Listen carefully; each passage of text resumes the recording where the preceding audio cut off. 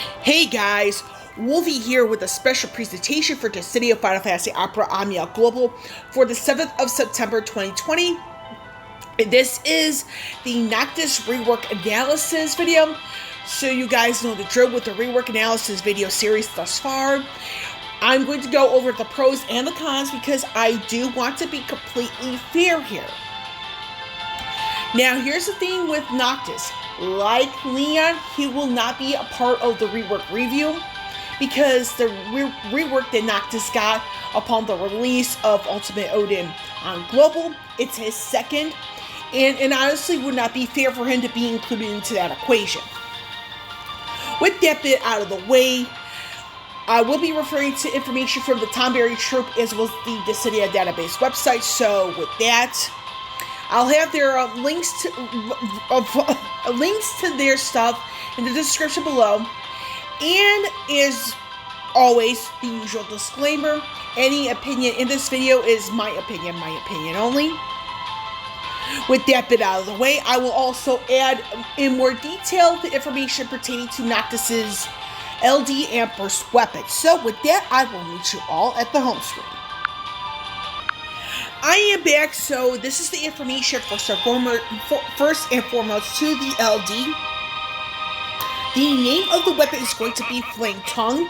The LD ability is called Steel Purette, and what this is it's an 8-hit group ranged Brave Attack and group HP attack.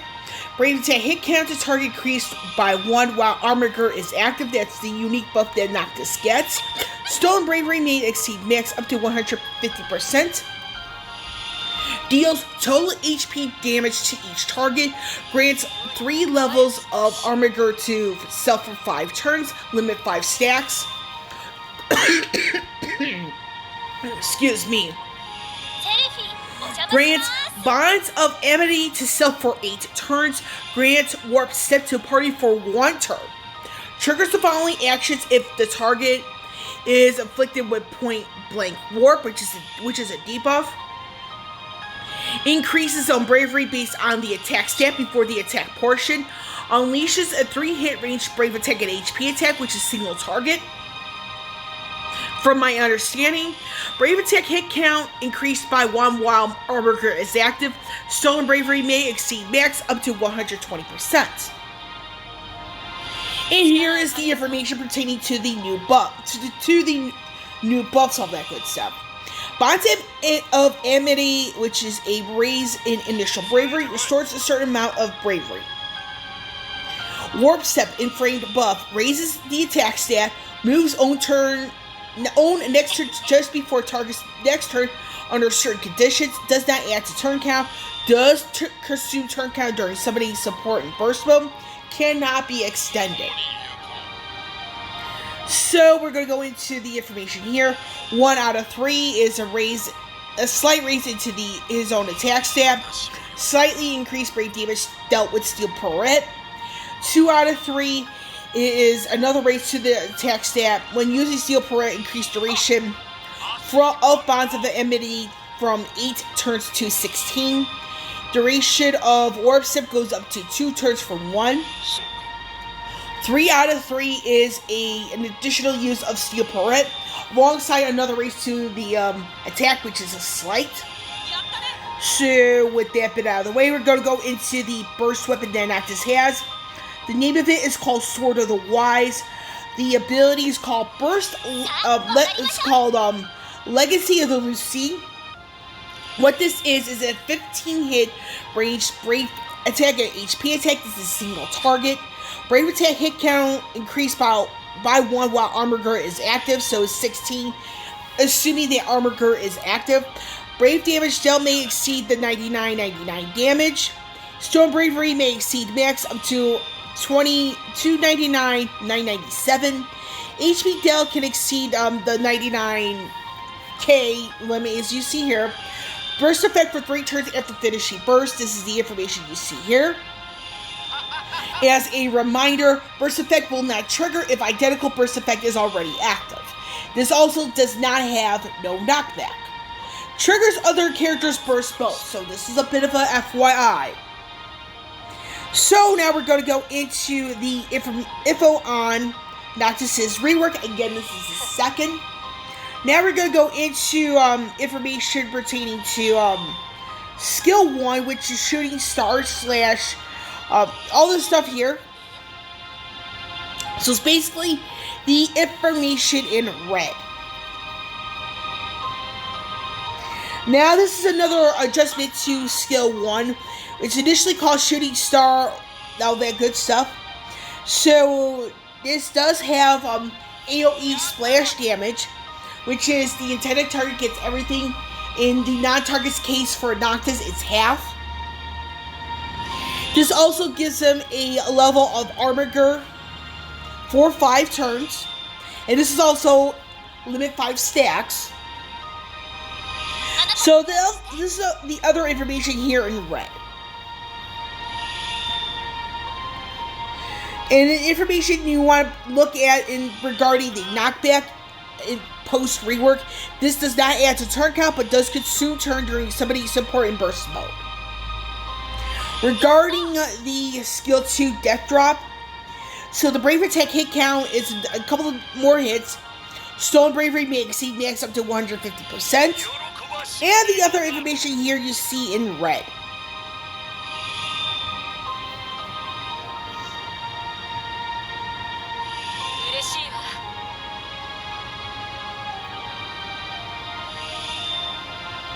Now, what do I think about Noctis' rework? The thing here is that with Noctis, this is something like the others so far, something that's desperately needed. I mean, he now has more reliable ways to deal AoE HP damage. Meaning that skill 1, granted is AoE splash, but very, very excellent. His LD is freaking insane. And the burst is just the icing on the cake. He's got something, makes him really good for a long time to come, including to this day on JP. So it's giving credit where it's due. And this is despite the fact that he's yet to get an 80/80 awakening on JP. With that all being said, though, what are the cons Noctis has? The thing is with Noctis is that he's not beginner friendly. So it's one of those where we really have to work on him, practice how he works.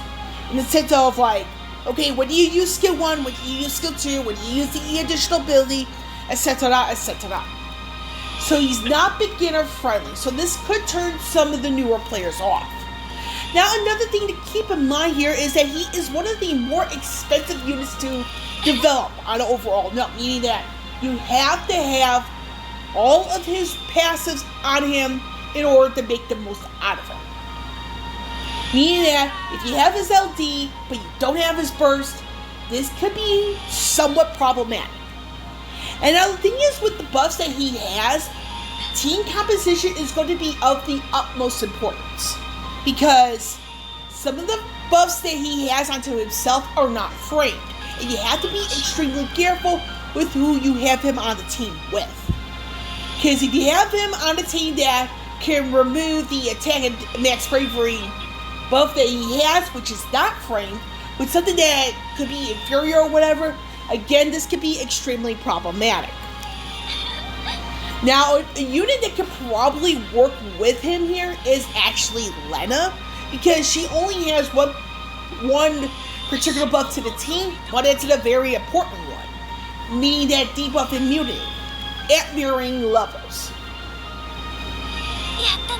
So because of the whole thing, him being more expensive to develop, he needs all of his passives and his buffs. The buffs you want to take a closer look at, meaning that you want to make sure he's with party members that doesn't override the 2 non-framed buffs with what could be inferior buffs. And the thing is that although he's got some stuff, with the single target thing, this could hurt him. And even though there's all this thing with the free, usages, all that turn manipulation, he actually kind of hurts the party in a sense where, granted, they get the free turns, but it doesn't conserve their skill uses. In this sense, Noctis can be kind of selfish. Because he has the free skill uses for himself, but he doesn't reflect that to the remainder of the party, and this could hurt them.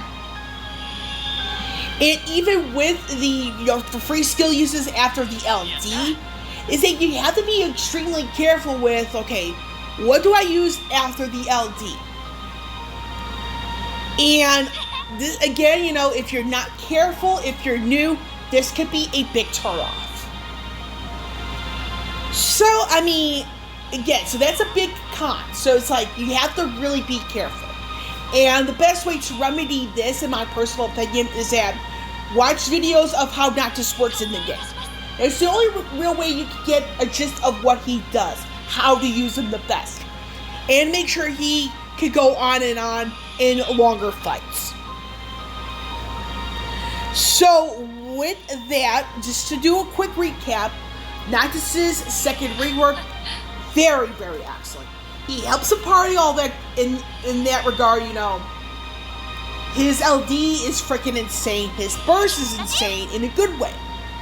But the biggest thing here is that team composition with Noctis is going to be of the utmost importance. And you have to be really careful with what skill to use and when to use it. And the thing is with Noctis, to be the biggest down point is, again, he is kind of selfish with the LD because he gets the free skill uses, but the other party members don't, despite the free turn aspect. And like I said, I want to be 100% fair here. So, but again, Noctis, I will say that he is worth, investing in, but keep in mind that he is one of the more expensive units to invest in. He needs all the passives from his gear. He needs to he needs to be pretty close to being perfect with the passives, in sense of the artifact passives, like the boost where the Will of the Prince boost where it involves the armor gear buff, that sort of thing. But it is what it is at the end of the day. So with that, I'm gonna get going with Wolfie here, signing off. I will catch you all on the flip side.